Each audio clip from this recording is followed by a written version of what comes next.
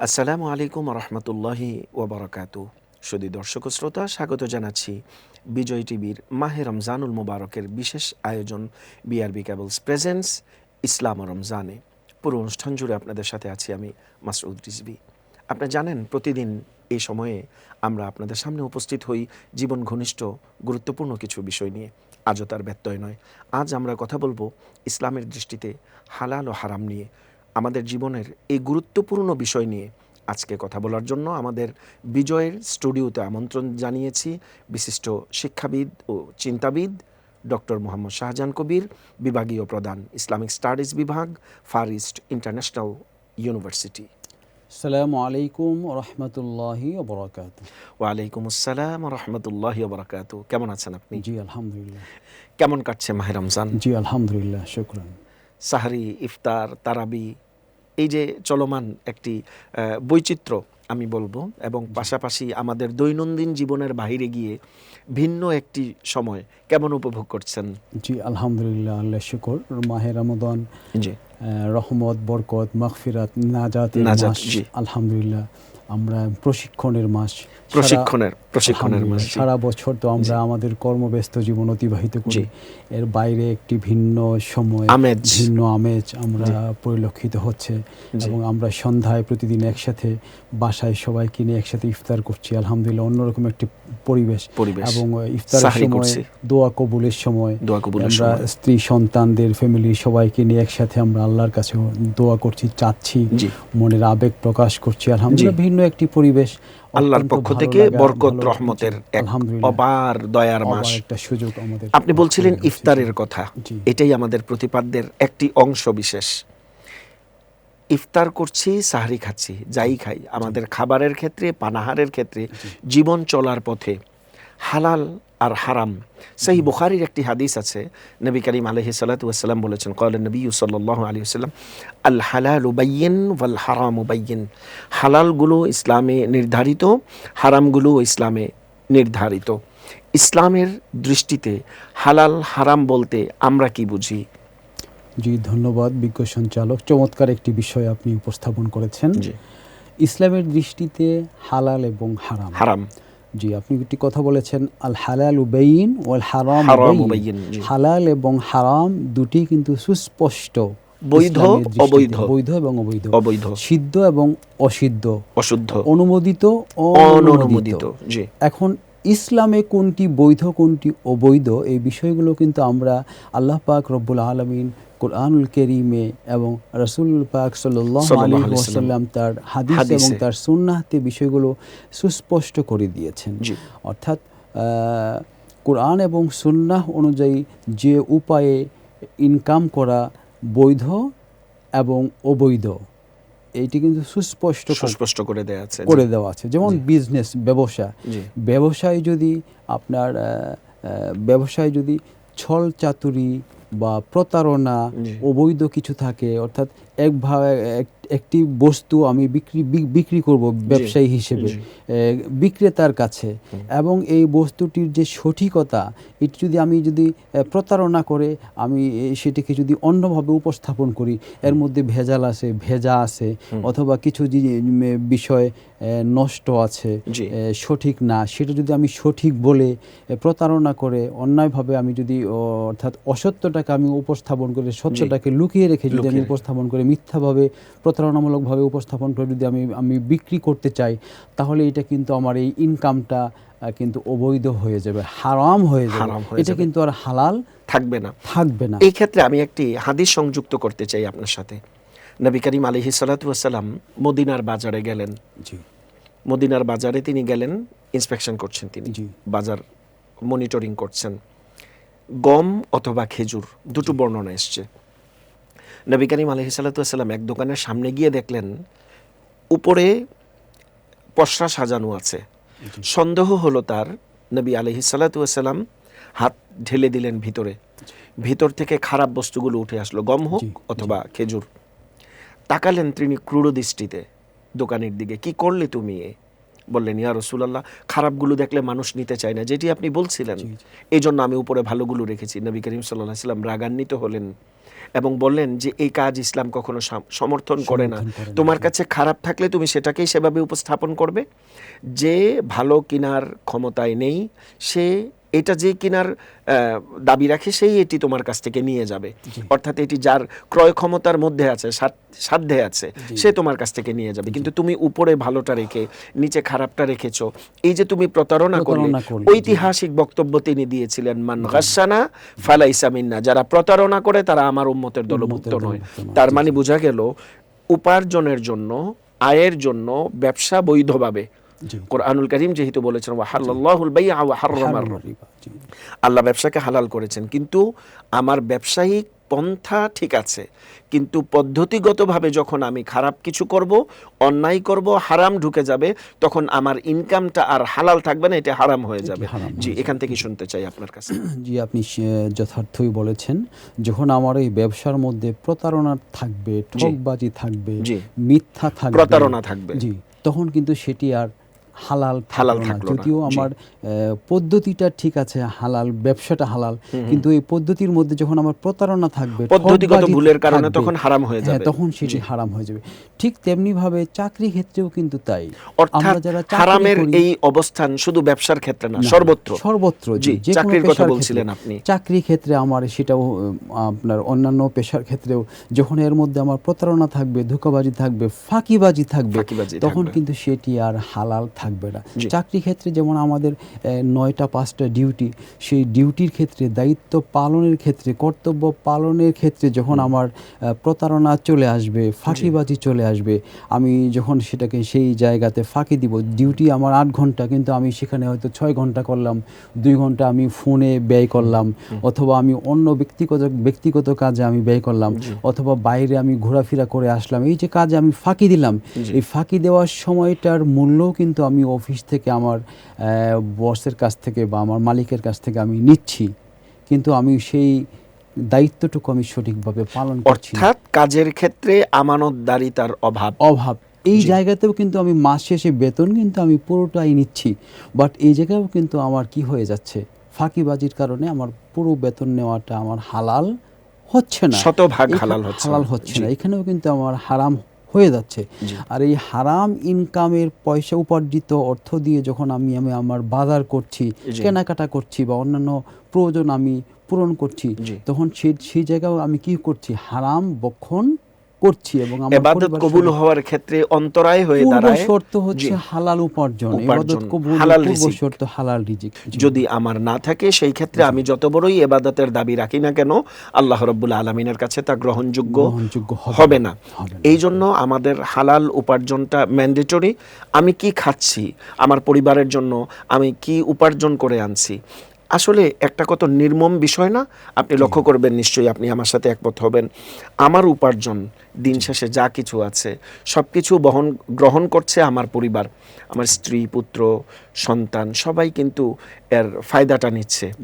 এখান থেকে তারা তাদের জীবন পরিচালনা করার জন্য যতটুকুন প্রয়োজন ততটুকুন কিন্তু তারা করছে, কিন্তু এইটার লাইবিলিটিস কিন্তু তারা নিবে না কখনো, এটার শাস্তি কি ভয়াবহ এটা কিন্তু তারা নিবে না। গুরুত্বপূর্ণ আলোচনার বাকি অংশ শুনবো আপনার কাছে, তবে সময় হয়েছে ছোট্ট একটি বিরতিতে যাবার। শুধু দর্শক শ্রোতা, আপনারা দেখছেন মাহে রমজানুল মোবারকের বিজয় টিভির বিশেষ আয়োজন বিআরবি কেবল প্রেজেন্স ইসলাম ও রমজান। আলোচনা করছিলাম ইসলামের দৃষ্টিতে হালাল ও হারাম নিয়ে। শুনবো আমরা আরও কিছু গুরুত্বপূর্ণ কথা, তবে সময় হয়েছে ছোট্ট একটি বিরতি নেবার। আশা করি বিজয়ের সাথেই থাকবেন।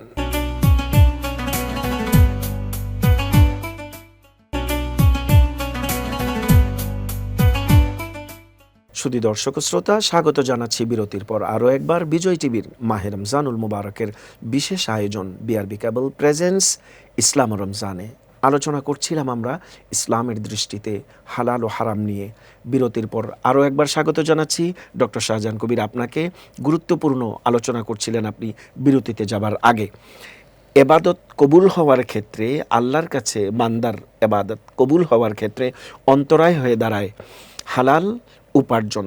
হালাল উপার্জন আমরা করার জন্য কতটুকু সচেষ্ট হওয়া দরকার?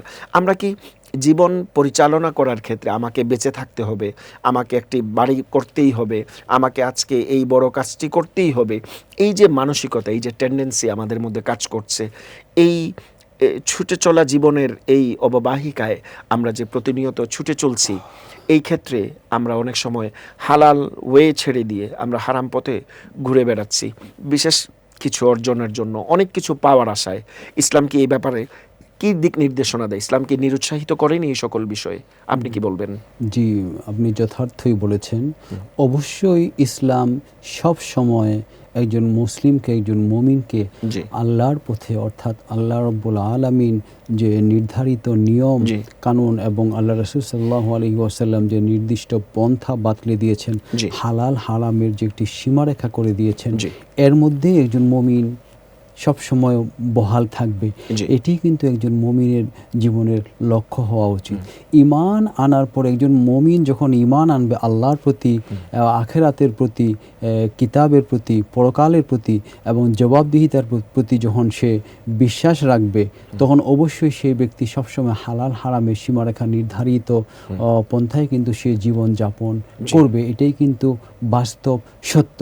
আল্লাহ রাসূল সাল্লাল্লাহু আলাইহি ওয়াসাল্লাম বলেছেন, সাবধান সাবধান সাবধান, তোমরা প্রত্যেকেই দায়িত্বশীল, প্রত্যেককেই নিজ নিজ দায়িত্ব সম্পর্কে জিজ্ঞাসা করা হবে।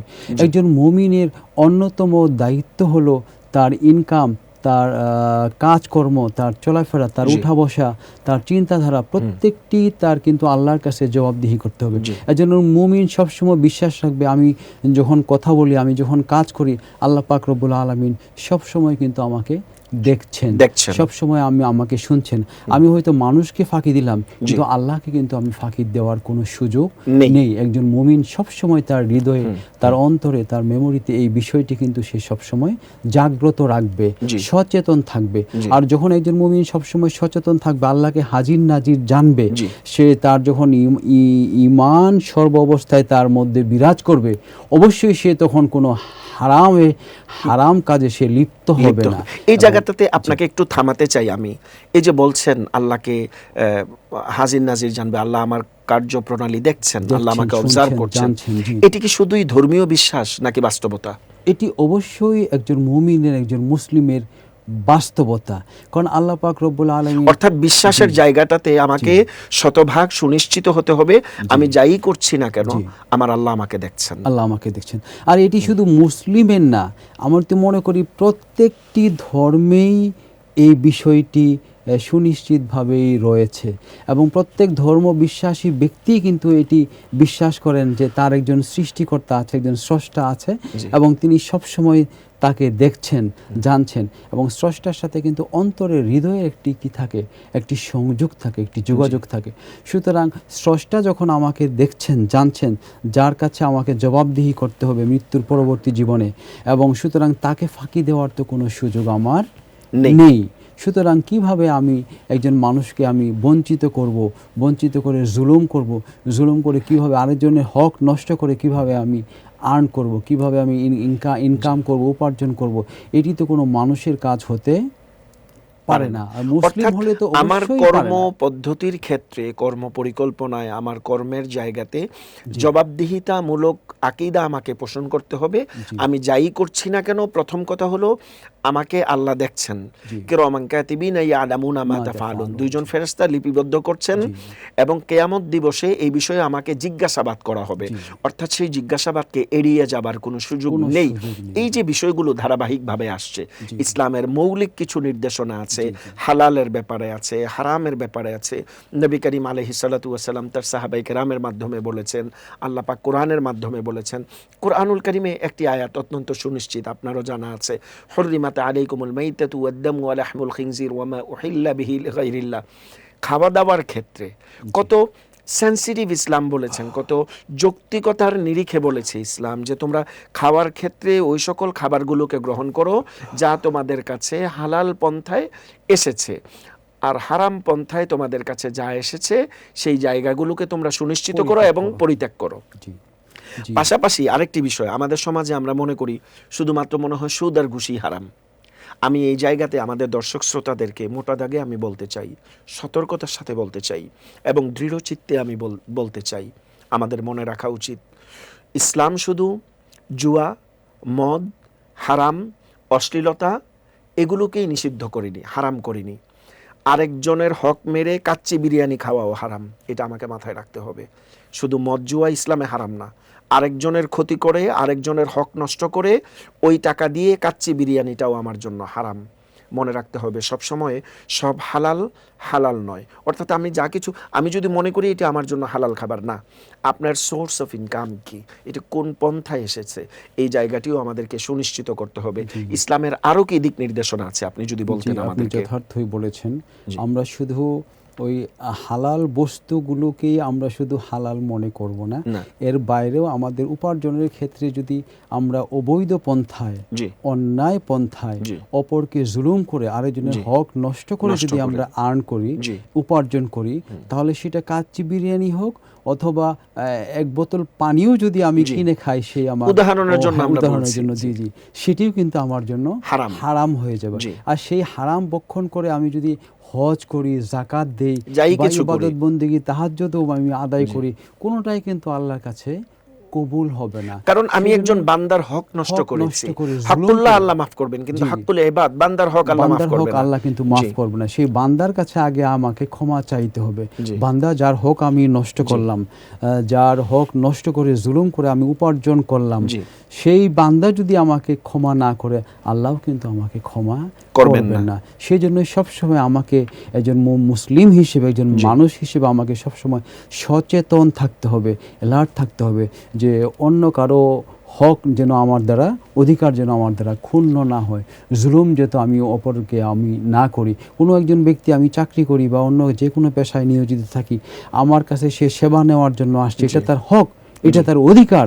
সুতরাং তার এই অধিকার আদায় করার ক্ষেত্রে যদি আমি এই সেবা প্রদান করার ক্ষেত্রে যদি তার কাছে আমি উৎকুচ নেই, মানে জুলুম করে থাকি, বাড়তি কিছু আমি নেই, অথচ মাস শেষে কিন্তু আমাকে একটা এই সেবা দেওয়ার জন্য কর্তৃপক্ষ আমাকে কিন্তু একটা সম্মানই দেন বা দিচ্ছেন, তারপরে অতিরিক্ত কিছু যদি আমি গ্রহণ করি স্বেচ্ছায়, তাহলে সেটি কিন্তু আমার জন্য বৈধ হবে না, সেইটি হয়ে যাবে আমার জন্য হারাম। এই জায়গাতে ধন্যবাদ, আপনি চমৎকার বলছিলেন। এই জায়গাতে আমরা একটি বিষয়ে একেবারে খোলাসা করে দিতে চাই।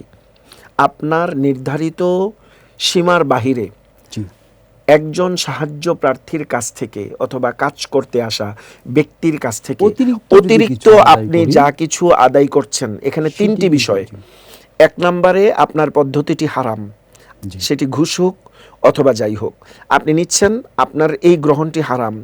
দুই নাম্বার, আপনি জোর করে তার কাছ থেকে নিচ্ছেন, এটা জুলুম হচ্ছে। তিন নম্বরে হলো আপনি আল্লাহর কাছে একজন জালিম বান্দা হিসাবে আপনি নিগৃহীত হবেন, কঠোর শাস্তির মুখাপেক্ষী আপনাকে হতে হবে।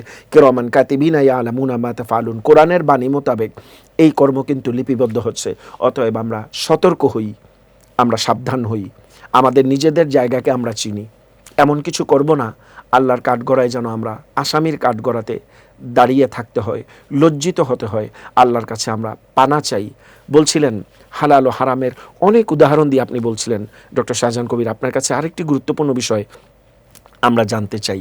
এই যে বর্তমানে রমজান চলছে, আমরা বাজারে যাচ্ছি, বিভিন্ন জায়গাতে যাচ্ছি, নিত্য দ্রব্যমূল্যের দাম ঊর্ধ্বগতি হচ্ছে, এই যে বেড়ে যাচ্ছে, সিন্ডিকেট ব্যবসায়ীরা কুক্ষিগত করে রেখেছে একটি নির্ধারিত মহল, অথচ তারা সমাজের সর্বোচ্চ জায়গাতে তাদের বসবাস। এই যে তারা করছে, নিম্ন শ্রেণীর মানুষ, এই যে তাদের আক্ষেপ, দুঃখ, এটিকে ইসলাম কিভাবে ব্যাখ্যা করে, আপনি কি বলবেন? জি, আপনি গুরুত্বপূর্ণ একটি বিষয় তুলে ধরেছেন। আসলে রমজান মাস আল্লাহ পাক রব্বুল আলামিনের পক্ষ থেকে আমাদের কাছে এসছে, এটি একটি বারাকা হিসেবে এসছে, এটি আমাদের জন্য একটি সুবর্ণ সুযোগ। অর্থাৎ আমরা কিভাবে, আল্লাহ রাসূল সাল্লাল্লাহু আলাইহি ওয়াসাল্লাম বলেছেন, রমজান মাসে তোমরা কি করবা, রমজান মাসে তোমাদের অধীনস্থদেরকে যদি তাদের যে কর্মঘণ্টা আছে সেটাকে আরো কমিয়ে দাও, শিথিল করে দাও, অর্থাৎ সহজ করে দাও। আর আমরা কি করি, অথচ আমরা মুসলিম রাষ্ট্র, আমরা অধিকাংশ এই দেশের মানুষ মুসলিম। আমরা যদি অন্যান্য দেশের দিকে তাকাই, মানে সৌদি আরব বা সুদান, কাতার, অন্যান্য দেশে কি হয়, রমজান মাসে দ্রব্য মূল্য আরো কমিয়ে কমিয়ে দেওয়া জি। হয়, মানুষকে সহজ করে দেওয়া সহজ হয়, করে দেওয়া। যাতে করে মানুষ সেহরি ইফতার খেয়ে তারা যাতে করে ছোটভাবে জানতে চাই সুস্থভাবে যেন তারা এই ইনকামটা হালাল হবে কিনা। এই ইনকামটা অবশ্যই হারাম হবে, হালাল হবে না। আমাদের দেশে যেটি হয়, যেটি আপনি বলছিলেন যে সিন্ডিকেট করে দ্রব্যমূল্যের দাম বাড়িয়ে দেওয়া হয়, তাতে তো সাধারণ মানুষের কষ্ট হয়। তারা সাহরি ইফতার বা তাদের অন্যান্য যে প্রয়োজন আছে সেগুলো তারা কি করতে পারে না, সহজে মিটাইতে পারছে না। কেন? আমরা সেটাকে আরো কঠিন করে দিচ্ছি, দ্রব্যমূল্যের দাম বাড়িয়ে আমরা তাদেরকে আরো কষ্ট দিচ্ছি। এই যে মানুষকে কষ্ট দেওয়া, জুলুম করা, এটা তো ইসলামে বিলকুল হারাম, হ্যাঁ, একেবারেই হারাম, নিষিদ্ধ। এটি কোরআন হাদিসের দ্বারা আমি যদি প্রমাণিত। কারোর জন্য কষ্টকর করে তুলি, জি, আমার জন্য কষ্ট অপেক্ষা করছে, আমার জন্য সেটা কষ্ট হবে। আর আল্লাহ পাক রব্বুল আলামিন তার প্রিয় হাবিবের মাধ্যমে জানিয়ে দিয়েছেন, তুমি মানুষকে যত সহজ করে দিবে, আল্লাহ পাকও তোমাকে ততটা সহজ করে দিবে। অত্যন্ত চমৎকার আলোচনা করেছেন ডক্টর শাহজাহান কবির। সময় থাকলে আপনার কাছ থেকে আমরা আরো শুনতাম। আন্তরিকভাবে দুঃখিত, আমরা আমাদের অনুষ্ঠান প্রায় শেষ পর্যায়ে এসেছে। অত্যন্ত চমৎকার বলছিলেন আপনি, আপনাকে ধন্যবাদ জানাচ্ছি। শুধু দর্শক ও শ্রোতা, আমরা শুনছিলাম ইসলামের দৃষ্টিতে হালাল ও হারাম নিয়ে। আমরা যদি কারোর জন্য কষ্টের কারণ হই, মনে রাখতে হবে কষ্ট আমার জন্য অপেক্ষমান। আমরা হালাল পথে চলবো, হারামকে পরিত্যাগ করব, আমাদের জীবন চলার পথ সহজ হবে, আল্লাহর রহমত হবে। আসুন মাহে রমজানুল মুবারকের এই শিক্ষা আমরা হৃদয়ে লালন করি, আমাদের ব্যক্তি জীবনে আমরা এর প্রতিফলন ঘটাই, হালাল অনুসরণ করি, হারাম থেকে নিজেদেরকে বিরত রাখি। আপনারা দেখছিলেন বিজয় টিভির মাহে রমজানুল মুবারকের বিশেষ আয়োজন বিআরবি কেবলস প্রেজেন্স নিবেদিত ইসলাম ও রমজান। আজকের মতো এখানেই বিদায় নিচ্ছি। আগামীকাল একই সময় আবারও দেখা হবে নতুন কোনো অতিথির সাথে, ভিন্ন কোনো গুরুত্বপূর্ণ বিষয়ে। ততক্ষণ ভালো থাকুন, সুস্থ থাকুন এ প্রত্যাশায় আজকের মতো এখানেই বিদায় নিচ্ছি। আল্লাহ হাফেজ। আসসালামু আলাইকুম ওয়া রাহমাতুল্লাহি ওয়া বারাকাতুহু।